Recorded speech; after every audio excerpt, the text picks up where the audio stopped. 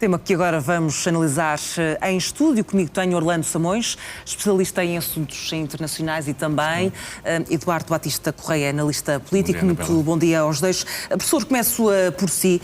Olhamos para este primeiro dia de conversações que aconteceram ontem. Hoje há um novo dia de negociações, mas a marcar, e também como de resto já vem sendo o hábito, sempre que há negociações a decorrer, a Rússia lança ataques. Neste momento também a infraestrutura energética da Ucrânia, que está neste momento sob fortes medidas de contingência, nomeadamente emergência energética. Começava precisamente por aí, Anabela. Nós temos vindo a preencher os nossos noticiários com os pequenos nevões que abalam o nosso país. Kiev tem hoje menos 10 graus, com uma sensação térmica de menos 13. Portanto, a Ucrânia está debaixo de um inverno muito rigoroso, o mais rigoroso dos últimos 4 anos, portanto, o mais rigoroso que enfrentou neste período de conflito com a Rússia. Significa que a Ucrânia está, no fundo, os ucranianos estão a passar provavelmente o pior e mais difícil momento do ponto de vista do seu próprio conforto e da sua própria segurança. Logo, Zelensky, aliás, como temos visto nas declarações, está evidentemente debaixo da maior pressão de sempre. Viu o seu maior aliado, os Estados Unidos, virar-lhe as costas e apoiar indiscutivelmente a Rússia. Vê os aliados europeus muito hesitantes, muito simpáticos nas palavras, muito apoiantes do ponto de vista político, mas pouco capazes de transformar essas palavras e esse apoio político num apoio verdadeiramente militar, que lhe permita, no fundo, assegurar uma retenção das forças russas. E, portanto, Zelensky mudou as suas palavras. As palavras dele ontem eram as palavras de alguém que se encontra bastante desesperado, bastante preocupado, e por isso a posição ucraniana hoje nas negociações tripartidas é provavelmente a posição mais frágil dos últimos 4 anos. E, portanto, concluindo, há uma probabilidade da Ucrânia vir desta vez a considerar a possibilidade de ceder território, algo que até há relativamente pouco tempo era uma posição, no fundo, irredutível. E, portanto, Anabela, estamos numa nova ordem mundial. A lei da força está muito superior à capacidade das regras internacionais e das instituições internacionais funcionarem e imporem, no fundo, a sua vontade. E, por isso, Zelensky é, se quisermos, a principal vítima visível em território europeu dessa nova ordem mundial e desta transformação que o mundo tem vindo a observar no último ano. Relembrar que Donald Trump tomou posse há um ano e meia dúzia de dias. Vivemos tempos difíceis. Professor, acredita que neste momento Volodymyr Zelensky estará sem margem para adiar a cedência de territórios, tendo em conta que todos os dias os ucranianos estão a sofrer com a guerra?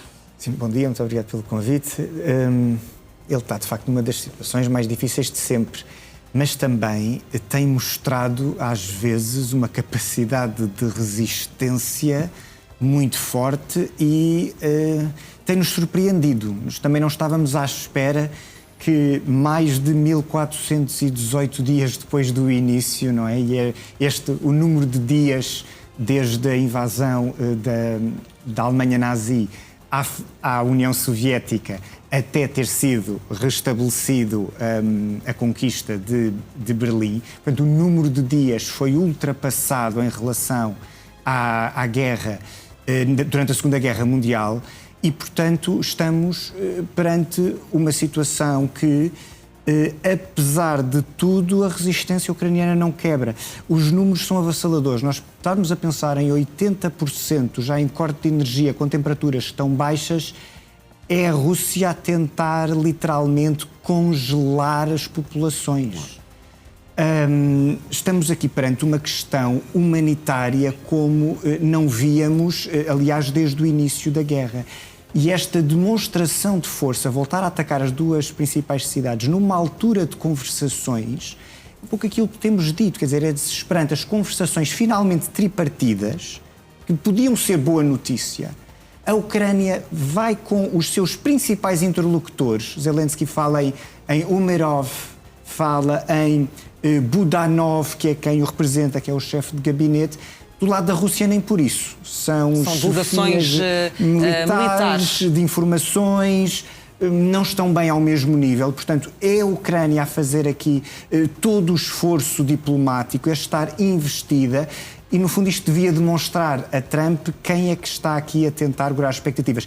Trump, que parece mais acordado e desperto para as tensões com a Rússia no que diz respeito ao Polo Norte e ao reforço que ele quer fazer da posição na Groenlândia, precisamente por causa da Rússia, mas parece não acudir a um Zelensky que, partilho da ideia que foi dita, está um pouco mais desesperado e começa a olhar para a Europa, falou na Europa como um caleidoscópio de potências médias que não conseguem fazer muito.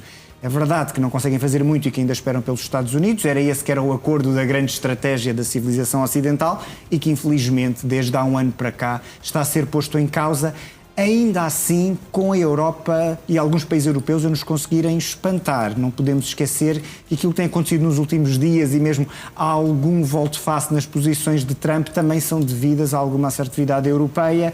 E, portanto, creio que este grito de pedido de ajuda de Zelensky ajuda mais uma vez a baralhar a nossa situação, no sentido de revermos as nossas posições. Agora que a posição é dificílima da Ucrânia, mas ainda não quebraram, estranhamente ainda não quebraram a resistência que fazem na linha da frente no Donbass e fazem fim-capé de não quererem dar as posições que têm em áreas que ainda não foram conquistadas pela força. E, portanto, é a Ucrânia a dar uma lição a todo o mundo. E a verdade é que também Donald Trump, como o Orlando referia, está aqui mais com as atenções mais centradas para a Groenlândia, sobretudo nos últimos dias e semanas. Terá de facto interesse em continuar a defender este acordo, ou que haja de facto um acordo de paz em breve? Ou Zelensky terá, acima de tudo, que ceder território e, portanto, em termos de apoio, estará cada vez mais fragilizado por parte dos Estados Unidos? Vamos por partes, Anabela. No que diz respeito à Ucrânia, não tenho quaisquer dúvidas, aliás, essa tem sido a demonstração no último ano, de que Donald Trump não vai apoiar nem ajudar a resolver os problemas de Zelensky. No fundo, a forma como ele trata Zelensky, muito oscilante, é a demonstração clara de que deixou os ucranianos bastante à deriva e está apenas e só interessado em vender armamento aos europeus para que os europeus entreguem à Ucrânia, se for caso disso. E, portanto, Donald Trump está, no fundo, vocacionado, tem uma presidência vocacionada para fazer negócios. E tudo o que ele tem feito é orientado para fazer negócios. A Groenlândia, mais uma vez, a desculpa de Donald Trump é segurança, mas no fundo o objetivo de Donald Trump não é segurança. O objetivo de Donald Trump é segurança económica, são os minerais que estão na maior ilha do mundo. E, portanto, quando ele fala de segurança, tal como falou na Venezuela, de segurança, de democracia, de tráfico de droga, no fundo o que lhe interessa na Venezuela não é nem a democracia, é a parte financeira. E, portanto, é desta forma que temos que olhar para Donald Trump. Felizmente, começam a aparecer vozes no mundo que põem Donald Trump no lugar. Ao contrário do António Guterres, do secretário-geral das Nações Unidas, que não diz rigorosamente nada, é uma coisa absolutamente lamentável, quando são as próprias Nações Unidas que estão a ser postas em causa por todas estas ações de Donald Trump. Nós temos o governador da Califórnia a vir levantar a voz e mostrar que os Estados Unidos, no fundo, estão desenhados do ponto de vista constitucional para uma abordagem completamente distinta, a acusar Donald Trump de estar a fazer negócios com a família, acusa-o já de ter feito negócios para a família num bilhão de dólares, e é o primeiro-ministro canadiano, é o primeiro-ministro belga, que com a sua voz diferente, com uma posição frontal, o próprio Macron, no seu discurso em Davos, vem pôr em causa Donald Trump, vem pôr em causa esta atitude belicista e, acima de tudo, muito oscilante e muito chantageadora.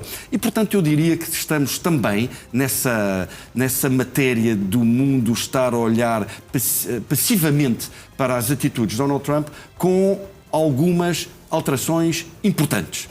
E, portanto, a Europa, ainda a Groenlândia, a Europa agiu de uma forma que não agiu com a Ucrânia. Ou seja, de uma forma muito rápida, apesar das forças europeias não terem possibilidade de se compararem à dimensão americana, aos militares americanos, o que é facto é que a Europa avançou para a Groenlândia, avançou de uma forma uníssona, E isso também veio levantar, se quisermos, fazendo agora, para terminar, a ponte à Ucrânia, isso também veio levantar, da parte de Zelensky, um olhar muito crítico. Porque, no fundo, o que é que Zelensky vê? A Europa, quando quer, atua.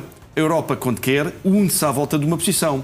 E, de facto, aquilo que aconteceu na Groenlândia não está acontecendo na Ucrânia e, portanto, é também mais uma forma de Zelensky ver que o apoio é um apoio realmente mais fictício do que aquele que politicamente é anunciado.